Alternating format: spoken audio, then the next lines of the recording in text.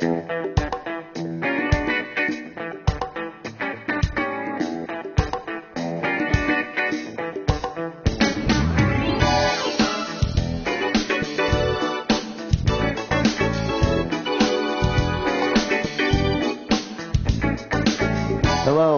I'm comedian and world-renowned superguru Jeff Havens, here to talk to you today about my mock motivational seminar, Uncrapify Your Life, an hour of entertainment designed for the working professional.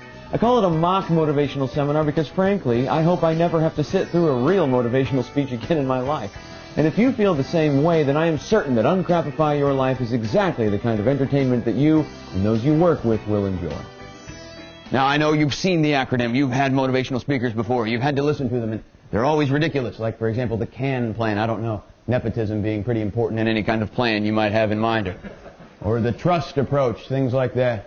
Nothing good starts with you, which is why I wrote that there. You've seen these things before. I'm sure you have. But the acronym I've come up with for you, a little more cheesy, a little more ridiculous, but a lot more fun. Ladies and gentlemen, I'm proud to present to you tonight the MyFab-MOFA plan. Say it. MyFab-MOFA. Sounds like a... Very good. Sounds like a lullaby. MyFab-MOFA. And what does it mean? Well, I will tell you what it means, people. It means make yourself feel awesome by making others feel awful. That is why we are here this evening. You can appreciate already how much fun this is going to be. Some of you naysayers might be in the back saying, that's not a word. You're right. It's not so easy to come up with an acronym. I don't know if you've ever tried it. You want to see my first effort? That. The hit Timmy Riddle Tahalofty. Learn how to tell people how much you really don't like them and have a lot of fun doing it.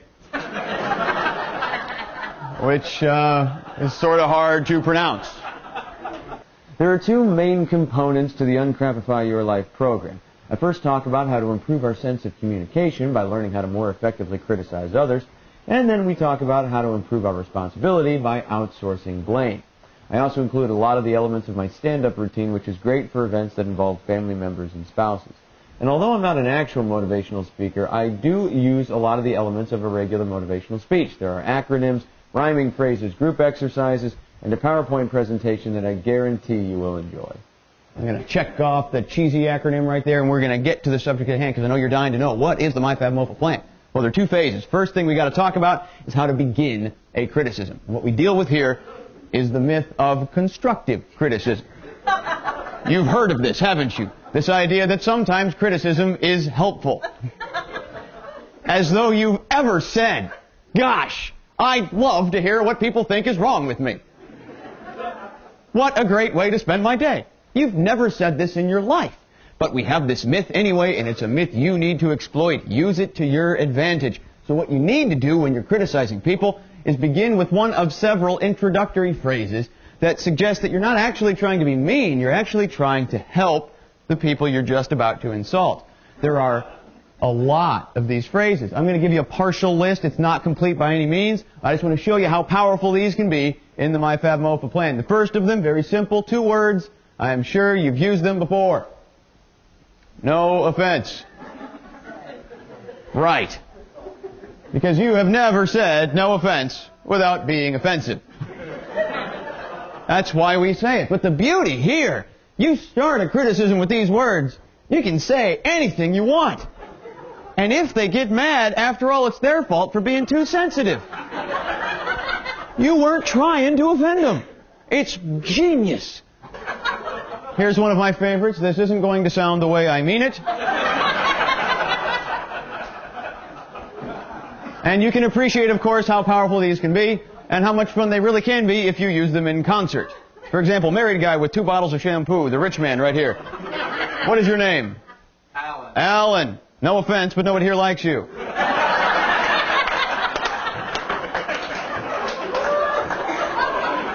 I don't mean to sound rude. They wish you'd die. Don't take that the wrong way. You can appreciate how much fun that is. I barely even know him, and I had a ball. He's laughing, and I insulted him. That's the power of the MyFab-MOFA plan. This is how you begin a criticism. You make it sound like you're trying to help them, and then you got to hit them with something hard. So we're going to get to that part right now. The second stage of the MyFabMoPA plan deals with the criticism itself. What you got to do here is basically go right back to 9th grade English. You got to be specific. You got to be descriptive. You got to give them something they haven't heard before. Something's going to shock them.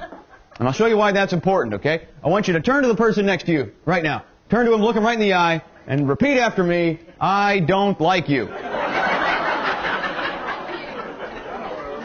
Good. Very good. That's okay. You can see the fun here.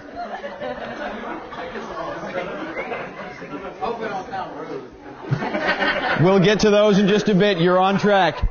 Don't give up. Keep that in mind. Now, I want you, this is a good start. There was a decent response. However, this is a very common insult. You get a very common reaction. Light laughter, light happiness, a little bit of the MyFabMoPA. I'll show you what can happen if you come up with something a little more original. So I'll turn to the same person, look him right in the eye, and repeat after me. Don't take this the wrong way. But I hope you contract an intestinal parasite. You see what I'm bringing you? Happiness, joy. If you combine the two phases of the MyFabMoPA plan, you can talk to anybody. Go right into work on Monday, especially to the people who didn't show up here tonight. And hit them with a couple zingers. Practice over the weekend, maybe. Hey, no offense, but if you ever had an original thought, I'm sure it would die of loneliness. That's right. Yeah. Don't take this the wrong way, buddy, but every time you open your mouth, I want to set myself on fire. I'm having a ball. I am completely uncrapified. If my seminar has any message at all, it is to do the opposite of what I'm saying. However, if you'd like me to incorporate a more specific message at the end, I will be happy to do so. I've had a lot of success with the Uncrapify Your Life program, and I'd love the opportunity to bring it to your organization. Thank you very much for taking the time to watch this video, and have a wonderful day. But I got to tell you, single guy and soon-to-be married folks, if you haven't tried marriage, you should. It is fantastic, especially if you're a guy. You get married, and your wife is going to take care of all kinds of decisions for you, so you don't have to make them anymore. I think it's great. You'll learn this, so you really will. This is a very common one. I know I'm not alone. I've been married for 4 years, and in that time, I have not yet once personally bought a bottle of shampoo. Not a single one. My wife has purchased all the shampoo I have ever used. We have a ton of it all the time. Keep all the extra in the basement next to the other Y2K supplies, you know. So I know I'm not alone here, so married guys, if this sounds like you, let everybody know it. But I have about 14 bottles of shampoo in my shower at all times. Does that ring a bell to any of the married guys here? Yes, it does. Good. To the nearest dozen, sir. How many bottles of shampoo do you have in your shower? 4 dozen. My God, that's a lot. How many of those bottles are yours? About 1, 2. Oh, you're a rich man. And how many did you pick? None of them. Not one. No. Married men don't pick their shampoo. He uses what he's given. He never thought he'd shower with Herbal Essence Passion Flower Blossom, but that's what he got. I know. My head smells like a nectarine this evening. It's delicious.